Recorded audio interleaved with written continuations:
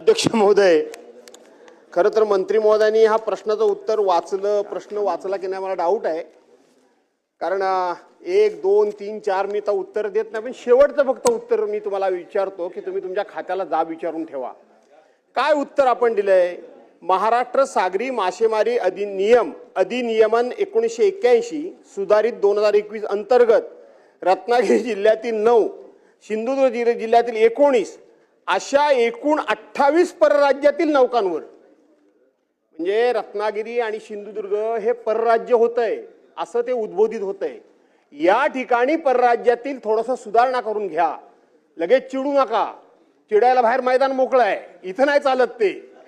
आणि आम्ही पण काय चिडण्यामध्ये कमी नाही. म्हणून आपल्याला जो मुद्दा उपस्थित करायचा आहे तो ह्या परराज्यातल्या बोटी येऊन आपल्याकडे मोठ्या प्रमाणामध्ये मासेमारी करतात हे आपल्याला नाकारून चालणार नाही. सरकारी म्हणून उत्तर देत असताना ठीक आहे, मी ज्या वेळेला मत्स्य विकास राज्यमंत्री होतो, दादा इथं बसलेले आहेत, तेव्हा आपण पहिल्यांदा मच्छीमार लोकांच्या अशा पद्धतीनं अनधिकृत मासेमारी करणाऱ्या लोकांना पकडण्याकरता स्पीड बोटी आपण खरेदी केल्या. आज सुद्धा आपल्या विभागाकडे 8 स्पीड बोटी आहेत की ज्यातल्या 4 केंद्र सरकारनं दिल्या आहेत, 4 राज्य सरकारनं दिल्या आहेत. अध्यक्ष महोदय, त्या 8च्या 8 आता बंद आहेत. बाहेरून येणाऱ्या बोटी ज्या असतात त्या 400-500 हॉर्स पॉवरचे त्यांची इंजिन असतात. आपल्याला ते पकडणं कठीण जातं आणि म्हणून ह्या बोटी जर खरोखर बंद असतील तर तात्काळ आपण सुरू करून त्या ठिकाणी आपल्या विभागाला आपण अलर्ट करणार का, हा एक मुद्दा.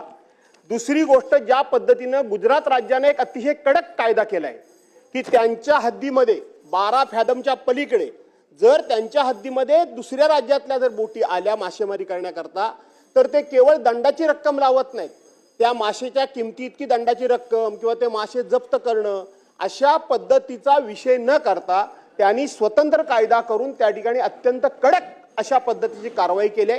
आपण त्या कायद्याचा अभ्यास करून मंत्री महोदय तशा प्रकारचा कायदा करणार का, हा दुसरा मुद्दा आहे अध्यक्ष महोदय. आणि तिसरा मुद्दा, आपण त्या काळामध्ये 3 ड्रेजर विकत घेतले होते, एक रायगड, एक रत्नागिरी आणि एक सिंधुदुर्ग.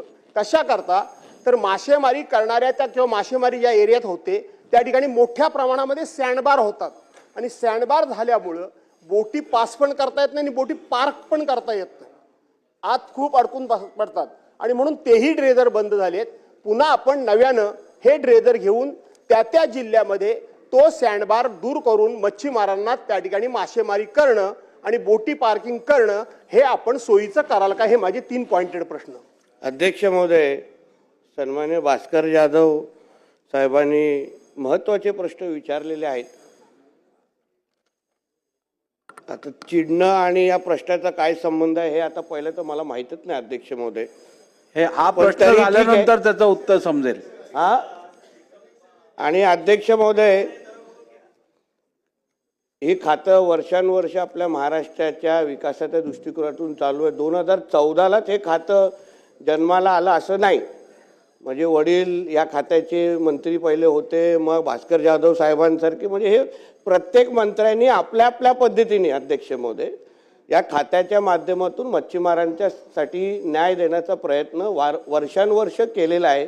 सगळं काही 2014च्या अगोदरच आलं असं कृपया चुकीच्या गोष्टी रेकॉर्डवर जाऊ नये म्हणून हा उल्लेख केलेला आहे. एक मुद्दा अध्यक्ष महोदय असा आहे, हो सगळे रेकॉर्ड आता मंत्री असल्यामुळे रेकॉर्ड आहेत अध्यक्ष महोदय, म्हणून ठीक आहे, कारण का परत परत सगळं मीच केलं हा विषय नको जरा याच्यावर. दुसरा मुद्दा असा आहे अध्यक्ष महोदय, अध्यक्ष महोदय, आता काय आहे, काही लोकांना कितीही चांगलं बोललं तरी पण त्यांना तो राग येतोच आणि मग मी राग करतो. आपण चांगल्या बोटींबद्दल मूळ मुद्दा मच्छीमारांबद्दल आहे अध्यक्ष महोदय. मुद्दा असा आहे अध्यक्ष महोदय, जाधव साहेब, आपला हा प्रश्न, बाकी सगळ्या गोष्टी जाऊन दे, आपण कोकणातले आपण सगळे लोकप्रतिनिधी आहोत. राजकारण, निवडणुका हा गोष्टी आणि पक्षीय राजकारण वेगळं, पण आपल्या दृष्टिकोनातून हा प्रश्न खरंच महत्त्वाचा आहे. कारण का परराज्यातून येणारे जे गस्ती नौका असतील किंवा हायस्पीड असतील त्याच्यामुळे आपल्या समुद्रामध्ये असणारं जर खऱ्या अर्थाने जे आपलं बोलतो ना ते आपल्या मच्छीमारांसाठी जे काही उत्पादन आपल्याला मिळतं ते हे घेऊन जाण्याचा मोठ्या प्रमाणामध्ये प्रयत्न मग मालपी, कर्नाटक या सगळ्या बोटी करतात. आपल्यासाठी हा प्रश्न अतिशय महत्त्वाचा असल्यामुळे आहे अध्यक्ष महोदय. कारण का जे काही बाहेरच्या ह्या बोटी येतात आपल्याकडे असलेल्या ज्या गस्ती नौका आहे जाधव साहेब ते आता लाकडी आहेत आणि लाकडी असल्यामुळे समोरच्या ज्या काही मोठ्या परराज्यातल्या जे काही मच्छीमार बोटी येतात त्या स्टीलच्याही असतात, त्याच्यामध्ये जाधव साहेब वेपनही असतात. आपल्यालाही माहिती आहे रत्नागिरी या भागामध्ये आपले जेव्हा अधिकारी त्यांना पकडायला जातात तेव्हा त्यांच्यावर हल्लेही झालेले आहेत. म्हणून आम्ही तरी ह्या 12 महिन्याच्या ह्या कारकिर्दीमध्ये जाधव साहेब आम्ही प्रयत्न असाच केलेला आहे की जास्तीत जास्त कारवाई ह्या गोष्टीवर कसा करता येईल. म्हणून जेव्हा मी पहिला मंत्री झालो जाधव साहेब मी विचारलं तेव्हा ह्या ज्या लाकडी बोटी आहेत ह्याच्याने तुम्हाला पकडणं शक्य आहे का? शक्यच नाही. म्हणून आणि खरं म्हटलं तर पूर्ण आपल्या किनारपट्टीवर जे 877 किलोमीटर झालेले आहेत फक्त 5 गस्ती नौका ह्या काहीच कामाच्या नाही आहेत. म्हणून 15 स्टीलच्या गस्ती नौकाची ऑर्डर आम्ही लोकांनी जाधवजी दिलेल्या आहेत. या महिन्यात पहिल्या 5 आपल्याला उपलब्ध होणार आहेत. त्याचबरोबर काही महिन्या अगोदर 9 मला वाटतं जानेवारीच्या जवळपास आम्ही ड्रोनची सुरक्षा पण सुरू केलेली आहे.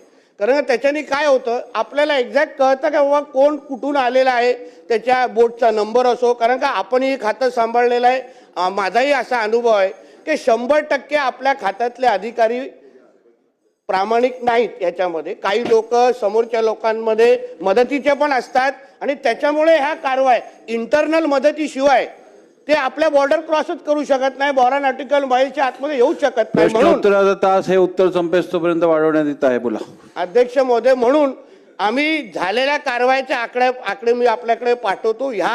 आमच्या ह्या 12 महिन्याच्या कारकिर्दीमध्ये गेल्या 2024 ते 25च्या वर्षी 9,500 पण आपल्या ह्या 12 महिन्याच्या कारकिर्दीमध्ये 1876 कारवाया यावर आम्ही फार बारकाईने केलेल्या, आम्ही फार गांभीर्याने घेतलेल्या आहेत अध्यक्ष महोदय. म्हणून मी आपल्याला विश्वास देतो येणाऱ्या कालावधीमध्ये चांगल्यातल्या चांगल्या आधुनिक गस्ती नौका असतील, ड्रोनची सुरक्षा असेल, AIचा वापर असेल किंवा कुठलंही आधुनिक तंत्रज्ञान आपल्याकडून पण मी काय माहिती घेईन. कुठलंही आधुनिक टेक्नॉलॉजी या बाबतीमध्ये अगर उपलब्ध असेल तर मग ह्या परराज्यातल्या बोटी आपल्याकडे येणं कसं थांबवता येईल.